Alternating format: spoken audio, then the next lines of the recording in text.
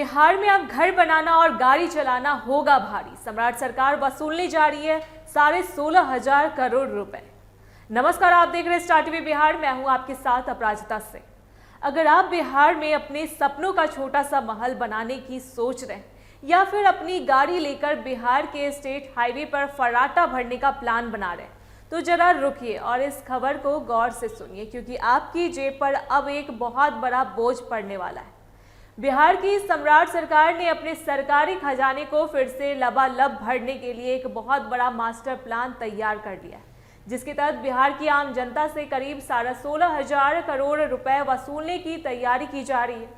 असल में सरकार राज्य में चल रही तमाम बड़ी और लोक कल्याणकारी योजनाओं जैसे कि हर घर मुफ्त बिजली, जीविका दीदियों को दी जाने वाली 2 लाख रुपए की मदद और 60 साल से अधिक उम्र के बुजुर्गों के लिए 1100 रुपए की पेंशन जैसी योजनाओं के लिए भी भारी भरकम फंड जुटाना चाहती है।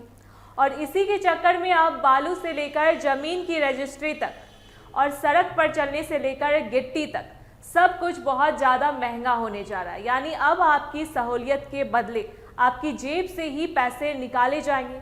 सबसे पहले बात करते हैं सड़कों की। तो आपको बता दें कि सम्राट सरकार ने नीतीश कुमार के करीब 8 साल पुराने उस बड़े फैसले को पूरी तरह पलट दिया है, जिसमें उन्होंने साल 2018 में राज्य के सभी स्टेट हाईवे और पुलों को टोल फ्री यानी पूरी तरह टैक्स मुक्त कर दिया था। उस समय जनता को राहत देने के लिए 54 सड़कों और 116 पुलों से टोल हटा लिया गया था। लेकिन अब बिहार में सरकार का चेहरा बदला तो नीतियां भी बदल गई। अब नई बिहार सड़क उपयोगकर्ता शुल्क 2026 पॉलिसी के तहत बिहार के प्रमुख स्टेट हाईवे और बड़े पुलों पर चलने के लिए आपको दोबारा टोल टैक्स चुकाना होगा। यह टोल टैक्स 35 रुपए से शुरू होकर 105 रुपए तक जा सकता है। सरकार का मानना है कि इससे सड़कों और पुलों के रखरखाव के लिए हर साल 500 करोड़ रुपए से ज़्यादा की सीधी कमाई होगी। यानी अब बिहार की सड़कों पर चलना मुफ्त नहीं रहेगा और लंबी दूरी का सफर आपके मासिक बजट को बिगाड़ सकता है। दूसरा सबसे बड़ा झटका उन लोगों के लिए है जो अपने भविष्य के लिए या घर बनाने के लिए जमीन खरीदना चाहते हैं। सरकार जमीन का सरकारी दाम यानी सर्किल रेट 3 से 4 गुना तक बढ़ाने की पूरी तैयारी में है।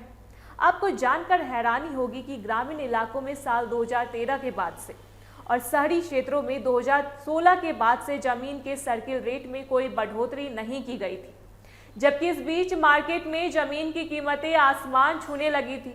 अब सरकार ने तय किया है कि अब वह बाजार मूल्य के हिसाब से सर्किल रेट को अपडेट करेगी, जिससे जमीन की रजिस्ट्री कराना अब पहले से कहीं ज़्यादा महंगा हो जाएगा।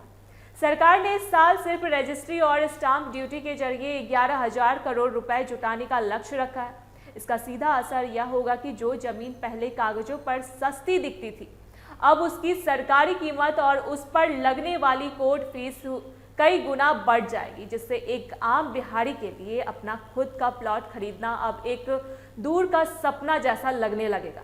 इतना ही नहीं, आपके घर बनाने की कुल लागत में भी भारी इजाफा होने वाला है, क्योंकि सरकार ने बालू, पत्थर और मिट्टी के खनन पर मिलने वाली रॉयल्टी की दरों में भी बड़ी बढ़ोतरी कर दी है।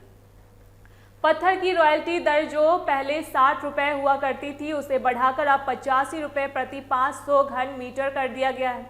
साथ ही अवैध खनन को रोकने के लिए अब माइनिंग ब्लॉकों का आवंटन केवल ई नीलामी के जरिए ही होगा, जिससे बिचौलियों का असर कम होगा, लेकिन निर्माण सामग्री की कीमतें बढ़ेगी। बालू की बढ़ी हुई कीमतों और मिट्टी के महंगे होने की वजह से अब एक कमरे का निर्माण कराना भी काफ़ी खर्चीला साबित होने वाला है। देखा जाए तो बिहार में अब खुद का घर बसाना और सड़कों पर गाड़ी घुमाना एक बहुत महंगा सौदा साबित होने वाला है।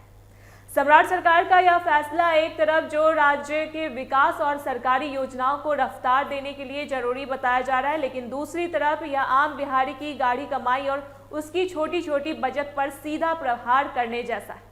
अब देखना यह होगा कि जनता इस बढ़ती महंगाई और नए टैक्स के बोझ को किस तरह लेती है। क्या आपको लगता है कि सरकारी योजनाओं का खर्च उठाने के लिए आम जनता पर इस तरह से टोल टैक्स और जमीन के दाम बढ़ाने का बोझ डालना सही फैसला है? अपनी राय हमारे कमेंट बॉक्स में जरूर बताएं। ऐसी तमाम अपडेट्स के लिए देखते रहे स्टार टीवी बिहार। धन्यवाद।